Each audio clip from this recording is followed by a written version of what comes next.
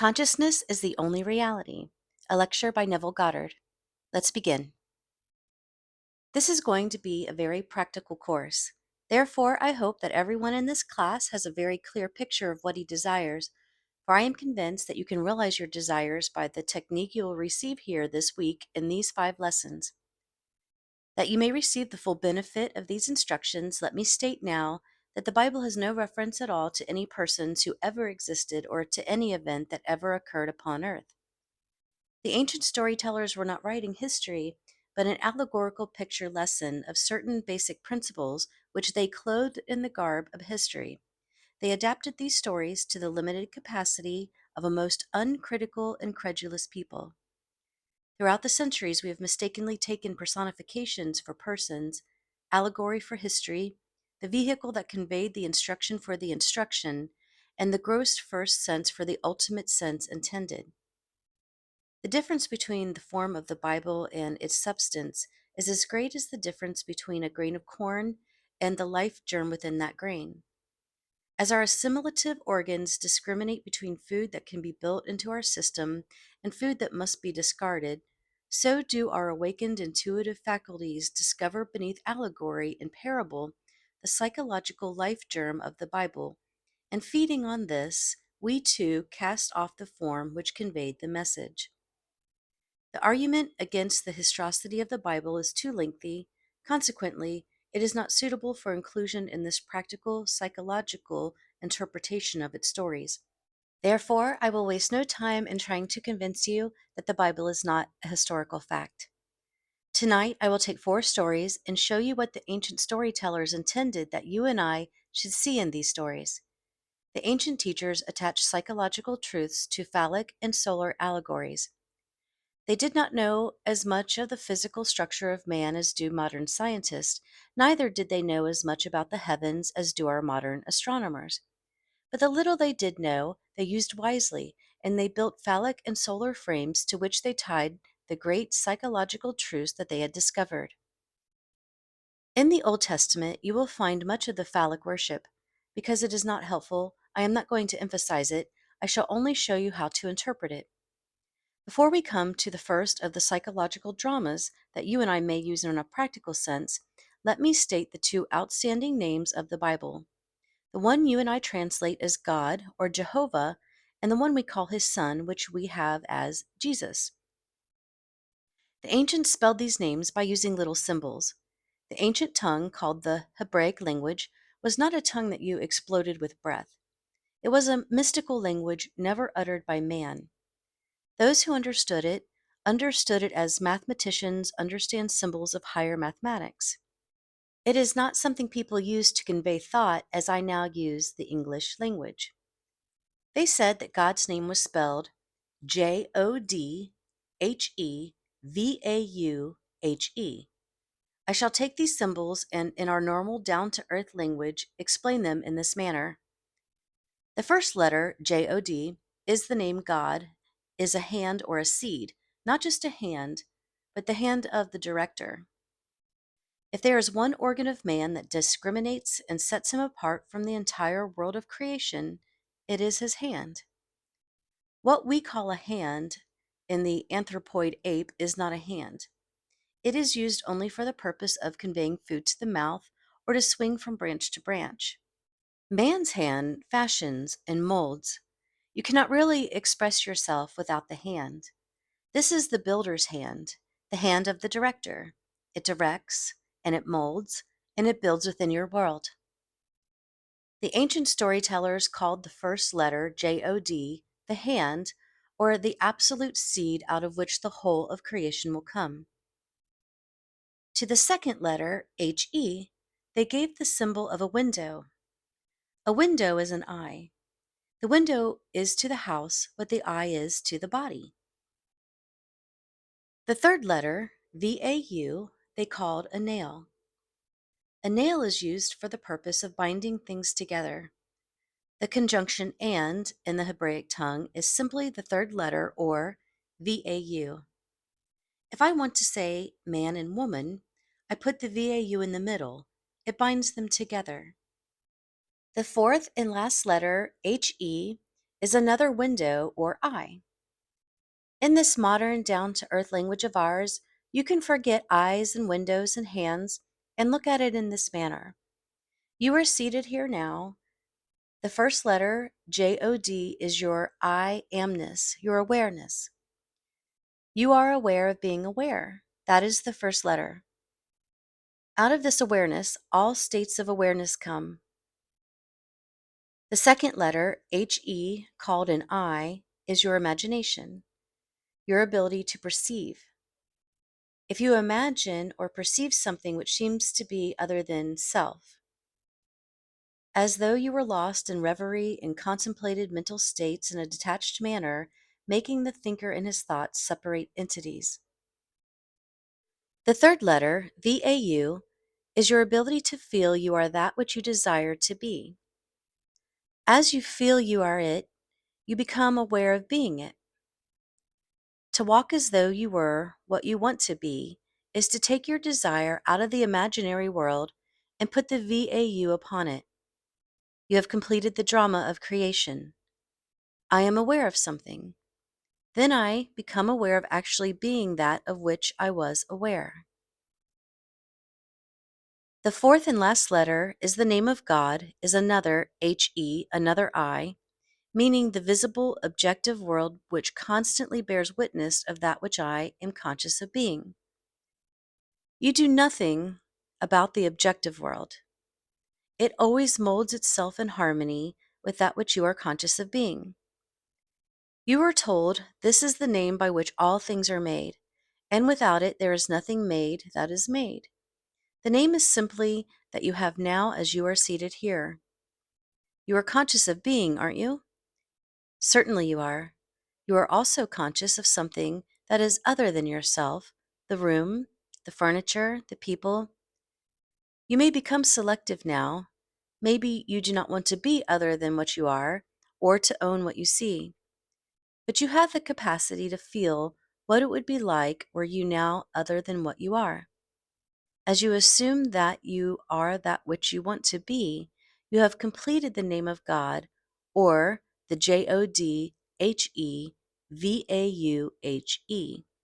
The final result, the objectification of your assumption, is not your concern. It will come into view automatically as you assume the consciousness of being it. Now let us turn to the Son's name, for he gives the Son dominion over the world. You are that Son. You are the great Joshua or Jesus of the Bible. You know the name Joshua or Jeshua. We have anglicized it as Jesus.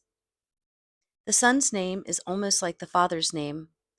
The first three letters of the Father's name are the first three letters of the Son's name, JODHEVAU. Then you add SHIN and an AYAN, making the Son's name read JODHEVAU SHIN You have heard what the first three are, JODHEVAU. JOD means that you are aware. HE means that you are aware of something. And VAU means that you become aware of that which you were aware. You have dominion because you have the ability to conceive and to become that which you conceive. That is the power of creation. But why is SHIN put in the name of the Son? Because of the infinite mercy of our Father. Mind you, the Father and the Son are one, but when the Father becomes conscious of being man, he puts within the condition called man that which he did not give unto himself. He puts SHIN for this purpose.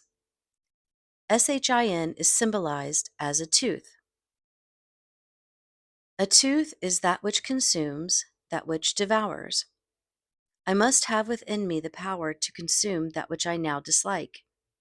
I, in my ignorance, brought to birth certain things I now dislike and would like to leave behind me. Were there not within me the flames that would consume it, I would be condemned forever to live in a world of all my mistakes. But there is a SHIN, or flame, within the name of the sun, which allows that sun to become detached from states he formerly expressed within the world. Man is incapable of seeing other than the contents of his own consciousness. If I now become detached in consciousness from this room by turning my attention away from it, then I am no longer conscious of it. There is something in me that devours it within me. It can only live within my objective world if I keep it alive within my consciousness. If it is the SHIN, or a tooth, in the Son's name that gives him absolute dominion, why could it not have been in the Father's name? For this simple reason, nothing can cease to be in the Father. Even the unlovely things cannot cease to be. If I once give it expression, forever and ever it remains locked within the dimensionally greater self, which is the Father. But I would not like to keep alive within my world all of my mistakes. So I, in my infinite mercy, gave to myself, when I became man, the power to become detached from these things that I, in my ignorance, brought to birth in my world. There are two names which give you dominion. You have dominion if, as you walk the earth, you know that your consciousness is God, the one and only reality. You become aware of something you would like to express or possess. You have the ability to feel that you are and possess that which but a moment before was imaginary. The final result, the embodying of your assumption, is completely outside of the offices of a three-dimensional mind. It comes to birth in a way that no man knows. If these two names are clear in your mind's eye, you will see that they are your eternal names. As you sit here, you are this JODHEVAUHE. You are the JODHEVAUSHINAYIN. The stories of the Bible concern themselves exclusively with the power of imagination. They are really dramatizations of the technique of prayer, for prayer is the secret of changing the future. The Bible reveals the key by which man enters a dimensionally larger world for the purpose of changing the conditions of the lesser world in which he lives. A prayer granted implies that something is done in the consequence of the prayer, which otherwise would not have been done. Therefore, man is the spring of action, the directing mind, and the one who grants the prayer. The stories of the Bible contain a powerful challenge to the thinking capacity of man. The underlying truth that they are psychological dramas and not historical facts demands reiteration inasmuch as it is the only justification for the stories. With a little imagination, we may easily trace the psychological sense in all the stories of the Bible. In Genesis 1:26 and 27, it says, "And God said, Let us make man in our image, and after our likeness, and let them have dominion over the fish of the sea, and over the fowl of the air, and over the cattle, and over all the earth, and over every creeping thing that creepeth upon the earth. So God created man in his own image. In the image of God he created him." Here in this first chapter of the Bible, the ancient teachers laid the foundation that God and man are one, and that the man has dominion over all the earth. If God and man are one, then God can never be so far off as even to be near, for nearness implies separation. The question arises, what is God? God is man's consciousness, his awareness, his I amness. The drama of life is a psychological one in which we bring circumstances to pass by our attitudes rather than by our acts. The cornerstone on which all things are based is man's concept of himself. He acts as he does, and he has the experiences that he does, because his concept of himself is what it is, and for no other reason. Had he a different concept of himself, he would act differently and have different experiences. Man, by assuming the feeling of his wish fulfilled, alters his future in harmony with his assumption, for assumptions, though false, if sustained, will harden into fact. The undisciplined mind finds it difficult to assume a state which is denied by the senses. But the ancient teachers discovered that sleep, or a state akin to sleep, aided man in making his assumption. Therefore, they dramatized the first creative act of man as one in which man was in a profound sleep. This not only sets the pattern for all future creative acts, but shows us that man has but one substance that is truly his to use in creating his world, and that is himself. In Genesis 2:21-22 it says, "And the Lord God, man, caused a deep sleep to fall upon Adam, and he slept. And he took one of his ribs, and closed up the flesh instead thereof. And the rib, which the Lord God had taken from man, made he a woman." Before God fashions this woman for man, he brings unto Adam the beasts of the field and the fowls of the air, and has Adam name them. Whatsoever Adam called every living creature, that was the name thereof. If you will take a concordance or a Bible dictionary and look up the word thigh as used in this story, you will see that it has nothing to do with the thigh. It is defined as the soft parts that are creative in a man that hang upon the thigh of a man. The ancient storytellers used this phallic frame to reveal a great psychological truth. An angel is a messenger of God. You are God, as you have just discovered, for your consciousness is God, and you have an idea, a message. You are wrestling with an idea, for you do not know that you are already that which you contemplate, neither do you believe you could become it. You would like to, but you do not believe you could. Who wrestles with the angel? Jacob. And the word Jacob, by definition, means the supplanter. You would like to transform yourself and become that which reason and your senses deny. As you wrestle with your ideal, trying to feel that you are it, this is what happens. When you actually feel that you are it, something goes out of you.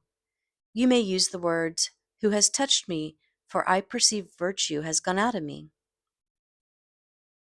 You become for a moment, after a successful meditation, incapable of continuing in the act, as though it were a physical creative act.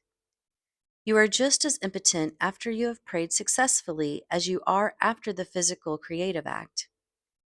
When satisfaction is yours, you no longer hunger for it. If the hunger persists, you did not explode the idea within you. You did not actually succeed in becoming conscious of being that which you wanted to be. There was still that thirst when you came out of the deep. If I can feel that I am that which but a few seconds ago I knew I was not, but desired to be, then I am no longer hungry to be it. I am no longer thirsty because I feel satisfied in that state. Then something shrinks within me, not physically, but in my feeling, in my consciousness, for that is the creativeness of man. He so shrinks in desire, he loses the desire to continue in this meditation. He does not halt physically, he simply has no desire to continue the meditative act. When you pray, believe that you have received, and you shall receive. When the physical creative act is completed, the sinew which is upon the hollow of the man's thigh shrinks, and he finds himself impotent or is halted. In like manner, when a man prays successfully, he believes that he is already that which he desired to be. Therefore, he cannot continue desiring to be that which he is already conscious of being. At the moment of satisfaction, physical and psychological, something goes out which in time bears witness to man's creative power. Our next story is in the 38th chapter of the book of Genesis. Here is a king whose name is Judah, the first three letters of whose name also begins Jodhevau. Tamar is his daughter-in-law. The word Tamar means palm tree, or the most beautiful, the most comely. She is gracious and beautiful to look on, and is called a palm tree. A tall, stately palm tree blossoms even in the desert. Wherever it is, there is an oasis. When you see the palm tree in a desert, there will be found what you seek most in that parched land. There is nothing more desirable to a man moving across a desert than the sight of a palm tree. In our case, to be practical, our objective is the palm tree. That is the stately, beautiful one that we seek. Whatever it is that you and I want, what we truly desire, is personified in the story as Tamar the Beautiful. We are told she dresses herself in the veils of a harlot and sits in the public place. Her father-in-law, King Judah, comes by, and he is so in love with this one who is veiled that he offers her a kid to be intimate with her. She said, "What will you give me as a pledge that you will give me a kid?" Looking around, he said, "What do you want me to give as a pledge?" She answered, "Give me your ring, give me your bracelets, and give me your staff." Whereupon he took from his hand the ring and the bracelet and gave them to her along with his scepter. And he went in unto her and knew her, and she bore him a son. That is the story. Now for the interpretation. Man has one gift that is truly his to give, and that is himself. He has no other gift, as told to you in this very first creative act of Adam, begetting the woman out of himself. There is no other substance in the world but himself, with which he could fashion the object of his desire. In like manner, Judah had but one gift that was truly his to give, himself, as the ring, the bracelets, and the staff symbolized, for these were symbols of his kingship. Man offers that which is not himself, but life demands that he give the one thing that symbolizes himself. Give me your ring, give me your bracelet, give me your scepter. These make the king. When he gives them, he gives of himself. You are the great King Judah. Before you can know your Tamar and make her bear your likeness in the world, you must go in unto her and give of self. Suppose I want security. I cannot get it by knowing people who have it. I cannot get it by pulling strings. I must become conscious of being secure. Let us say I want to be healthy. Pills will not do it. Diet or climate will not do it. I must become conscious of being healthy by assuming the feeling of being healthy. Perhaps I want to be lifted up in this world. Merely looking at kings and presidents and noble people and living in their reflection will not make me dignified. I must become conscious of being noble and dignified and walk as though I were that which I now want to be. When I walk in that light, I give of myself to the image that haunted my mind, and in time she bears me a child, which means I objectify a world in harmony with that which I am conscious of being. You are King Judah, and you are also Tamar. When you become conscious of being that which you want to be, you are Tamar. Then you crystallize your desire within the world round about you. No matter what stories you read in the Bible, no matter how many characters these ancient storytellers introduced into the drama, there is one thing you and I must always bear in mind. They all take place within the mind of the individual man. All the characters live in the mind of the individual man. As you read the story, make it fit the pattern of self. Know that your consciousness is the only reality. Then know what you want to be. Then assume the feeling of being that which you want to be, and remain faithful to your assumption, living and acting on your conviction. Always make it fit that pattern. Our third interpretation is the story of Isaac and his two sons, Esau and Jacob. The picture is drawn of a blind man being deceived by his second son into giving him the blessing which belonged to his first son. The story stresses the point that the deception was accomplished through the sense of touch. And Isaac said unto Jacob, "Come near, I pray thee, that I may feel thee, my son, whether thou be my very son Esau or not." And Jacob went near unto Isaac his father, and he felt him. And it came to pass, as soon as Isaac had made an end of blessing Jacob, and Jacob was yet scarce gone out of the presence of Isaac his father, that Esau his brother came in from his hunting.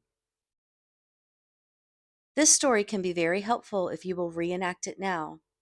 Again, bear in mind that all the characters of the Bible are personifications of abstract ideas and must be fulfilled in the individual man. You are the blind father and both sons. Isaac is old and blind, and sensing the approach of death, calls his first son Esau a rough, hairy boy, and sends him into the woods that he may bring in some venison. The second son, Jacob, a smooth-skinned boy, overheard the request of his father. Desiring the birthright of his brother, Jacob, the smooth-skinned son, slaughtered one of his father's flock and skinned it. Then, dressed in the hairy skins of the kid he had slaughtered, he came through subtly and betrayed his father into believing that he was Esau. The father said, "Come close, my son, that I may feel you. I cannot see, but come that I may feel." Note the stress that is placed upon feeling in this story. He came close, and the father said to him, "The voice is Jacob's voice, but the hands are the hands of Esau." And feeling his roughness, the reality of the son Esau, he pronounced the blessing and gave it to Jacob. You are told in the story that as Isaac pronounced the blessing and Jacob had scarcely gone out from his presence, that his brother Esau came in from his hunting. This is an important verse. Do not become distressed in our practical approach to it, for as you sit here too are Isaac. This room in which you are seated is your present Esau. This is the rough or sensibly known world, known by reason of your bodily organs. All of your senses bear witness to the fact that you are here in this room. Everything tells you that you are here, but perhaps you do not want to be here. You can apply this toward any objective. The room in which you are seated at any time, the environment in which you are placed, this is your rough or sensibly known world, or son, which is personified in the story as Esau. What you would like in place of what you have or are is your smooth-skinned state, or Jacob, the supplanter. You do not send your visible world hunting, as so many people do, by denial. By saying it does not exist, you make it all the more real. Instead, you simply remove your attention from the region of sensation, which at this moment is the room around you, and you concentrate your attention on that which you want to put in its place, that which you want to make real. In concentrating on your objective, the secret is to bring it here. You must make elsewhere here, and then now imagine that your objective is so close that you can feel it. Suppose at this very moment I want a piano here in this room. To see a piano in my mind's eye existing somewhere else does not do it. But to visualize it in this room as though it were here, and to put my mental hand upon the piano and to feel it solidly real, is to take that subjective state personified as my second son Jacob and bring it so close that I can feel it. Isaac is called a blind man. You are blind because you do not see your objective with your bodily organs. You cannot see it with your objective senses. You only perceive it with your mind, but you bring it so close that you can feel it as though it were solidly real now. When this is done and you lose yourself in its reality and feel it to be real, open your eyes. When you open your eyes, what happens? The room that you had shut out but a moment ago returns from the hunt. You no sooner gave a blessing, felt the imaginary state to be real, than the objective world, which seemingly was unreal, returns. It does not speak to you with words as recorded of Esau, but the very room around you tells you by its presence that you have been self-deceived. It tells you that when you lost yourself in contemplation, feeling that you were now what you wanted to be, feeling that you now possess what you desire to possess, that you were simply deceiving yourself. Look at this room. It denies that you are elsewhere. If you know the law, you now say, "Even though your brother came through subtly and betrayed me and took your birthright, I gave him your blessing and I cannot retract." In other words, you remain faithful to this subjective reality and you do not take back from it the power of birth. You gave it the right of birth, and it's going to become objective within this world of yours. There is no room in this limited space of yours for two things to occupy the same space at the same time. By making the subjective real, it resurrects itself within your world. Take the idea that you want to embody and assume that you already have it. Lose yourself in feeling this assumption is solidly real.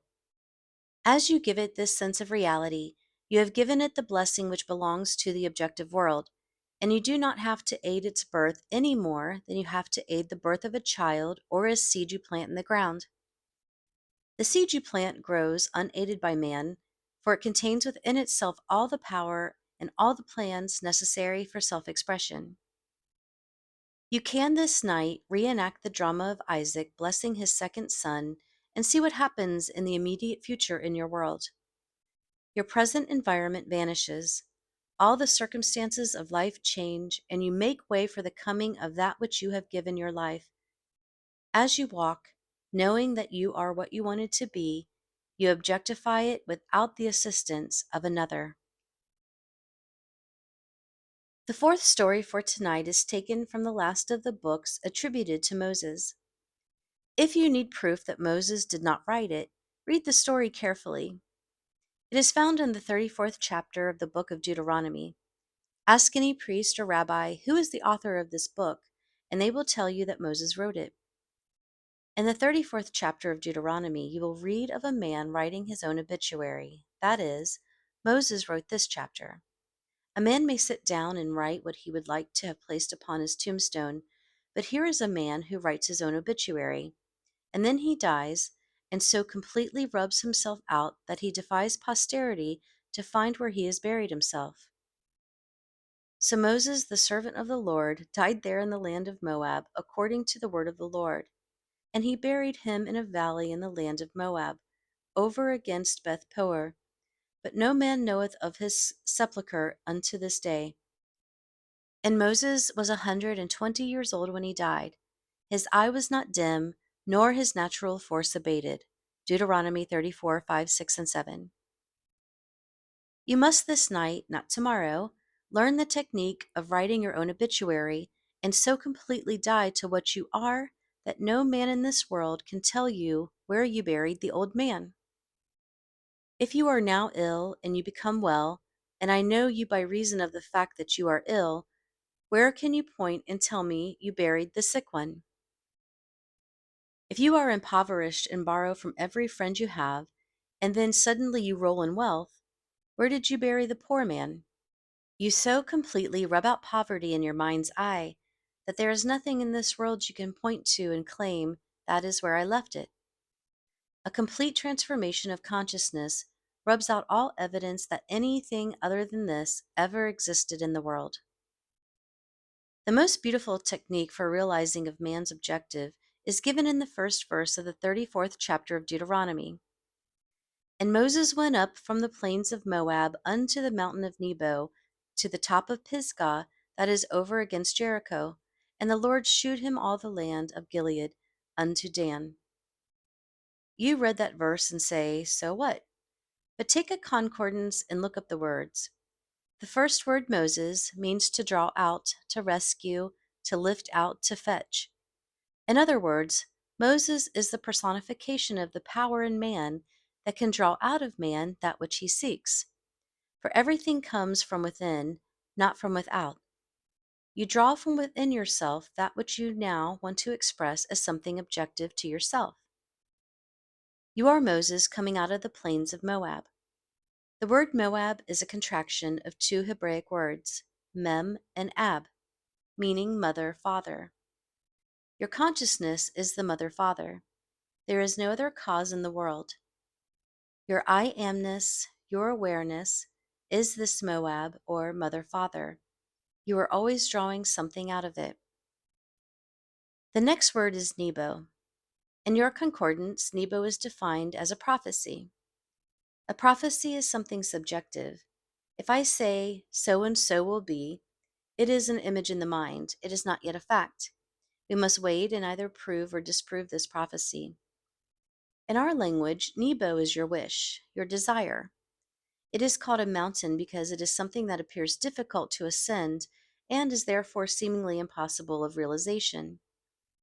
A mountain is something bigger than you are. It towers over you. Nebo personifies that which you want to be in contrast to that which you are. The word Pisgah, by definition, is to contemplate. Jericho is a fragrant odor. and Gilead means the hills of witnesses. The last word is Dan the prophet. Now put them all together in a practical sense and see what the ancients tried to tell us. As I stand here, having discovered that my consciousness is God, and that I can, by simply feeling that I am what I want to be, transform myself into the likeness of that which I am assuming I am, I know now that I am all that it takes to scale this mountain. I define my objective. I do not call it Nebo, I call it my desire. Whatever I want, that is my Nebo. That is my great mountain that I am going to scale. I now begin to contemplate it, for I shall climb to the peak of Pisgah. I must contemplate my objective in such a manner that I get the reaction that satisfies. If I do not get the reaction that pleases, then Jericho is not seen, for Jericho is a fragrant odor. When I feel that I am what I want to be, I cannot suppress the joy that comes with that feeling. I must always contemplate my objective until I get the feeling of satisfaction personified as Jericho. Then I do nothing to make it visible in my world, for the hills of Gilead, meaning men, women, children, the whole vast world round about me, come bearing witness. They come to testify that I am what I have assumed myself to be, and am sustaining within myself. When my world conforms to my assumption, the prophecy is fulfilled. If I now know what I want to be, and assume that I am it, and walk as though I were, I become it, and becoming it, I so completely died in my former concept of self that I cannot point to any place in this world and say, that is where my former self is buried. I so completely died that I defy posterity to ever find where I buried my old self. There must be someone in this room who will so completely transform himself in this world that his close, immediate circle of friends will not recognize him. For 10 years, I was a dancer, dancing in Broadway shows and vaudeville, nightclubs, and in Europe. There was a time in my life when I thought I could not live without certain friends in my world. I would spread a table every night after the theater, and we would all dine well. I thought I could never live without them. Now I confess I could not live with them. We have nothing in common today. When we meet, we do not purposely walk on the opposite side of the street, but it is almost a cold meeting because we have nothing to discuss. I so died to that life that as I meet these people, they cannot even talk of the old times. But there are people living today who are still living in that state, getting poorer and poorer. They always like to talk about the old times. They never buried that man at all. He is very much alive within their world.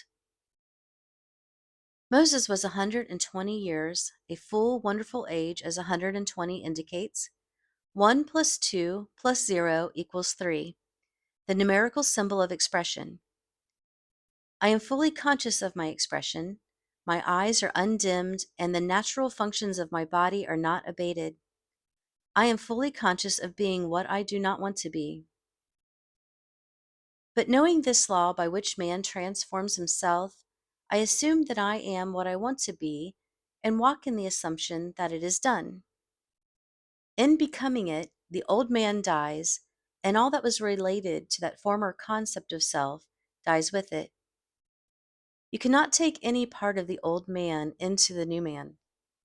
You cannot put new wine in old bottles or new patches on old garments. You must be a new, completely new being. As you assume that you are what you want to be, you do not need the assistance of another to make it so. Neither do you need the assistance of anyone to bury the old man for you. Let the dead bury the dead. Do not even look back, for no man having put his hand to the plow and then looking back is fit for the kingdom of heaven. Do not ask yourself how this thing is going to be. It does not matter if your reason denies it. It does not matter if all the world round you denies it. You do not have to bury the old. Let the dead bury the dead. You will so bury the past by remaining faithful to your new concept of self that you will defy the whole vast future to find where you buried it. To this day, No man in all of Israel has discovered the sepulchre of Moses. These are the 4 stories I promised you tonight. You must apply them every day of your life.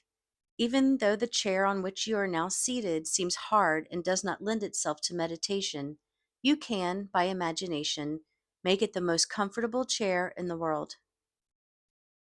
Let me now define the technique as I want you to employ it. I trust each one of you came here tonight with a clear picture of your desire. Do not say it is impossible. Do you want it? You do not have to use your moral code to realize it. It is altogether outside the reach of your code. Consciousness is the one and only reality. Therefore, we must form the object of our desire out of our own consciousness.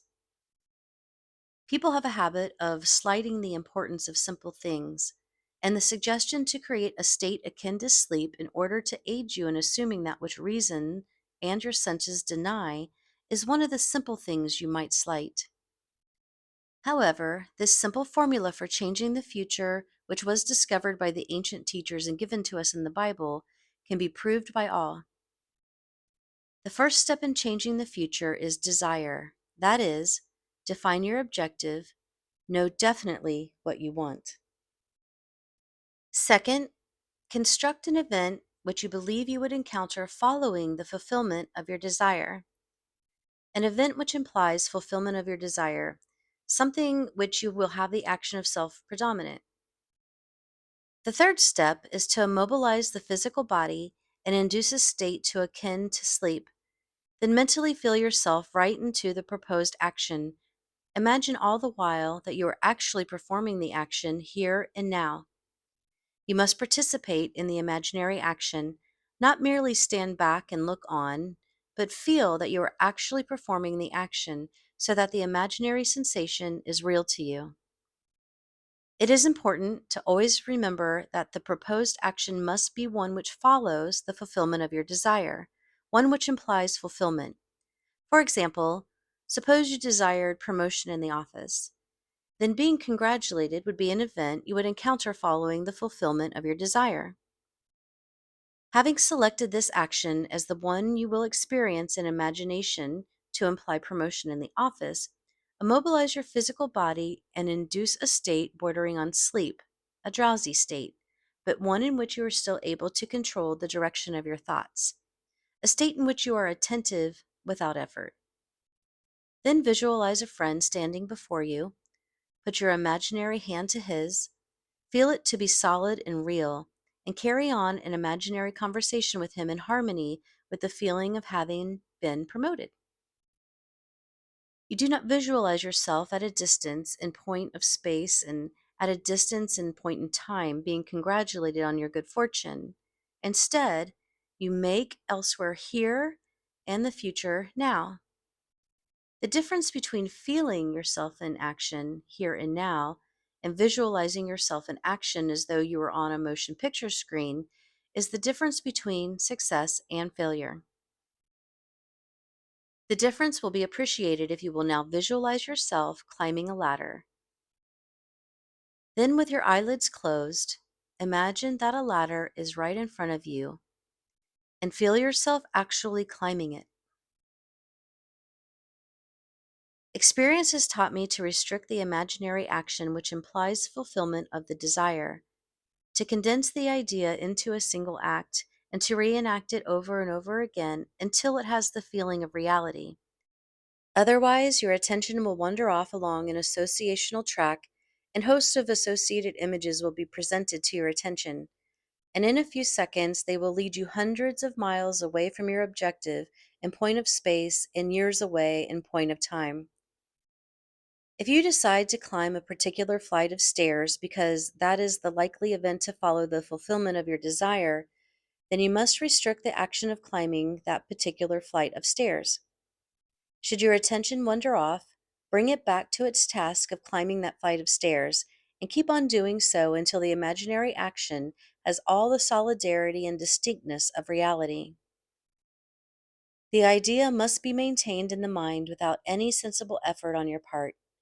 You must, with the minimum of effort, permeate the mind with the feeling of the wish fulfilled. Drowsiness facilitates change because it favors attention without effort, but it must not be pushed to the state of sleep in which you are no longer able to control the movements of your attention, but a moderate degree of drowsiness in which you are still able to direct your thoughts. A most effective way to embody a desire is to assume the feeling of the wish fulfilled and then, in a relaxed and drowsy state, repeat over and over again like a lullaby any short phrase which implies fulfillment of your desire, such as, "Thank you, thank you, thank you," as though you addressed a higher power for having given you that which you desired. I know that when this course comes to an end on Friday, many of you here will be able to tell me you have realized your objectives. 2 weeks ago, I left the platform and went to the door to shake hands with the audience. I am safe in saying that at least 35 out of a class of 135 told me that which they desired when they joined the class, they had already realized. This happened only 2 weeks ago. I did nothing to bring it to pass, save to give them this technique of prayer. You need do nothing to bring it to pass, save apply this technique of prayer. With your eyes closed and your physical body immobilized, induce a state akin to sleep and enter into the action as though you were an actor playing the part. Experience in imagination what you would experience in the flesh were you now in possession of your objective. Make elsewhere here and then now. And the greater you, using a larger focus, will use all means and call them good, which tend toward the production of that which you have assumed. You are relieved of all responsibility to make it so because, as you imagine and feel that it is yours, so your dimensionally larger self determines the means. Don't think for one moment that someone is going to be injured in order to make it so, or that someone is going to be disappointed. It is still not your concern. I must drive this home.